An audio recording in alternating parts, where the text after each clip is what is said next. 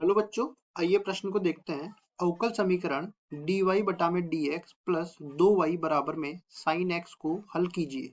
प्रश्न को हल करने से पहले इसकी मुख्य अवधारणा के बारे में चर्चा कर लेते हैं। तो यहाँ पे हम लोग देखते हैं मुख्य अवधारणा। देखिए, अपने पास अवकल समीकरण को हल करने के तीन तरीके होते हैं। पहला चर पृथक्करण विधि, जब अपने पास y के सारे पद dy के साथ अलग हो जाते हैं और x के सारे पद dx के साथ अलग हो जाते हैं, उसको बोलते हैं चर पृथक्करण विधि। फिर आता है अपने पास समघातीयकरण।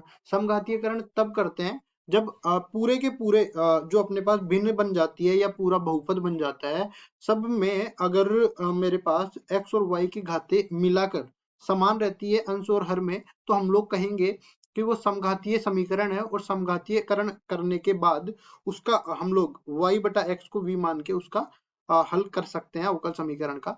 लेकिन यहाँ पे ये दोनों ही विधियां काम में नहीं आएगी। यहाँ पे काम में आएगी रेखिक अवकल समीकरण, प्रथम कोटि का रेखिक अवकल समीकरण रूप।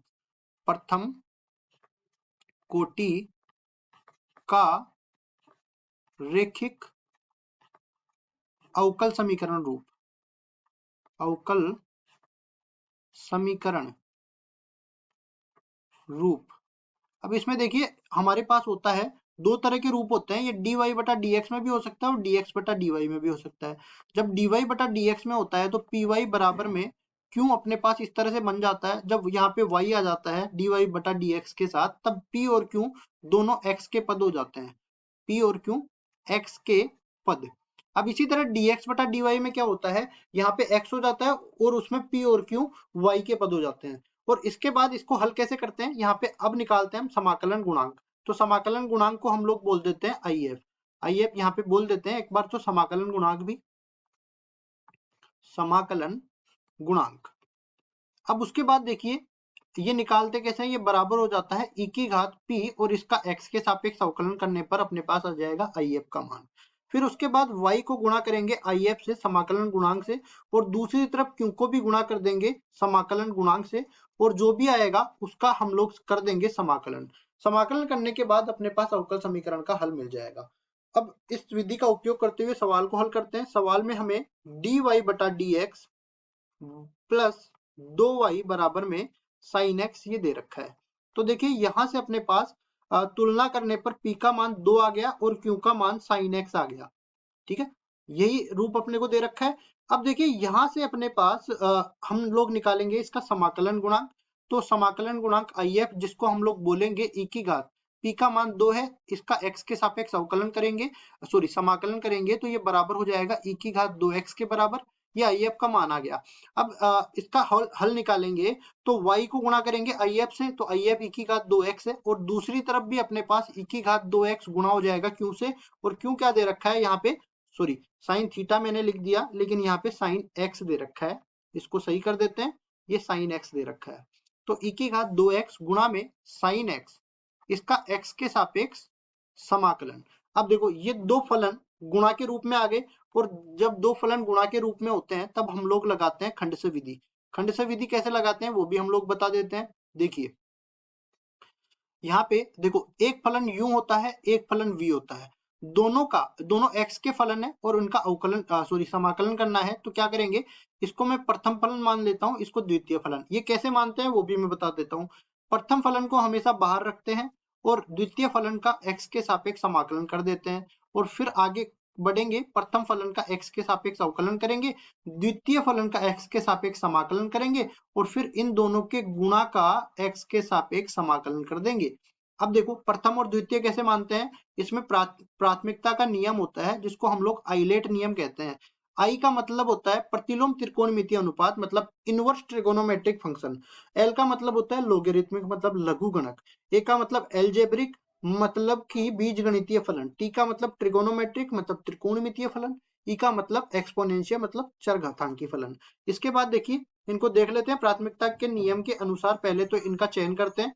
इस पूरे को हम आई के बराबर मानेंगे। आई बराबर अपने पास हो जाएगा e की घात 2x गुणा में साइन x, इसका हमें करना है x के सापेक्ष समाकलन। तो देखिए हमारे पास ये एक्सपोनेंशियल बाद में आ रहा है और ट्रिगोनोमेट्रिक पहले आ रहा है, तो इसको प्रथम बोलेंगे, इसको द्वितीय बोलेंगे।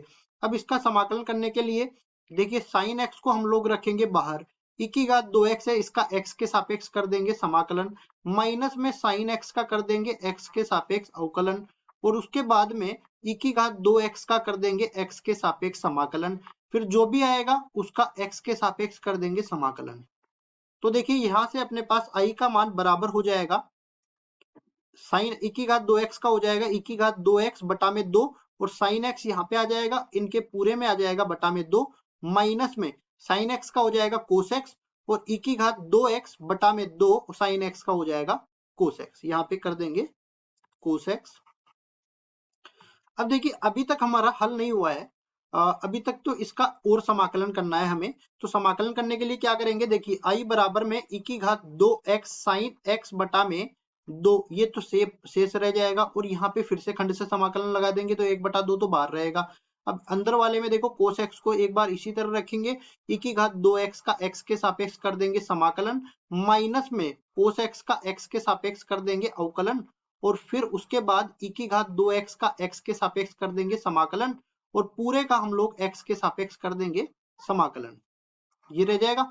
अब देखो इसको फिर से आगे हल करते हैं हम लोग, तो ये बनेगा i बराबर में e की घात 2x गुणा में sin x, और नीचे भाग लगेगा किसका 2 का, और यहाँ पे देखो अंदर जाएगा तो देखो ये क्या बनने वाला है, यहाँ से ये बन जाएगा माइनस में 1/2, और इसका हो जाएगा e की घात 2x बटा में 2, मतलब e की घात 2x बटा में 4 हो जाएगा। तो माइनस के साथ ये आने वाला है e की घात 2x गुणा में कोस x बटा में 4। अब फिर से देखो ये वाला माइनस इसके साथ भी जाएगा तो ये माइनस माइनस प्लस बन जाएगा, लेकिन कोस x का जो अवकलन है वो माइनस का साइन x होता है, जो इसको वापस से ऋणात्मक बना देगा, और यहाँ पे e की घात 2x इसका हम लोग करेंगे समाकलन। तो ये देखो इसको कर देते हैं पहले तो हम लोग, ये माइनस रहेगा e की घात 2x, और यहाँ पे कोस x का फिर से हो जाएगा साइन x, ठीक है, और बटा में ये 2 अंदर जाएगा, 2 यहाँ से आ गया तो 4 हो जाएगा, और फिर इसका x के सापेक्ष समाकलन। अब देखिए यहाँ पे इस पूरे को हम 1/4 गुणा में i लिख सकते हैं, तो देखो ये पूरा हमारे पास क्या है i बटा में 4, तो i/4 इस तरफ आएगा तो ये बन जाएगा कुछ इस तरीके से i प्लस i/4 5i/4 ये बन जाएगा, और दूसरी तरफ अपने पास ये 2 लघुत्तम 4 लघुत्तम आएगा तो ये बनेगा e की घात 2x तो बाहर आ गया, और 2 गुणा में साइन x माइनस में कोस x बटा में यहाँ पे रह जाएगा 4। फिर उसके बाद देखिए ये 4 से 4 कटेगा और 5 इस तरफ आ जाएगा, तो i का मान अपने पास आ जाएगा e की घात 2x बटा में 5, और ये रह जाएगा 2 साइन x माइनस में कोस x, ठीक है जी। अब देखिए यहाँ पे अवकल समीकरण अपने पास क्या था, ये पूरा हमने i के बराबर माना था, और इस तरफ अपने पास y गुणा में e की घात 2x है। तो देखिए यहाँ पे एक चीज मैंने गलती कर दी, एक अचर पद भी शेष रहेगा क्योंकि ये अनिश्चित समाकलन था। तो अब अपने पास क्या बन जाएगा, y गुणा में e की घात 2x बराबर ये जो i था इसका मान हमने निकाल लिया e की घात 2x बटा में 5, अंदर है अपने पास 2 गुणा में साइन x माइनस में कोस x, ठीक है, प्लस एक अचर पद c और आ जाएगा। अब e की घात 2x का इसमें भाग लगेगा तो ये बन जाएगा y बराबर में 1/5 गुणा में 2 गुणा में साइन x माइनस में कोस x, ठीक है, और प्लस में c गुणा में e की घात माइनस 2x शेष रह जाएगा। ये आ गया अपने पास अवकल समीकरण का हल, y बराबर में 1/5 गुणा में 2 साइन x माइनस में कोस x प्लस c गुणा में e की घात माइनस 2x। यही हमारे अवकल समीकरण का हल है, यही हमारा उत्तर हो जाएगा। आशा करता हूँ ये सवाल आपको समझ में आया होगा। धन्यवाद।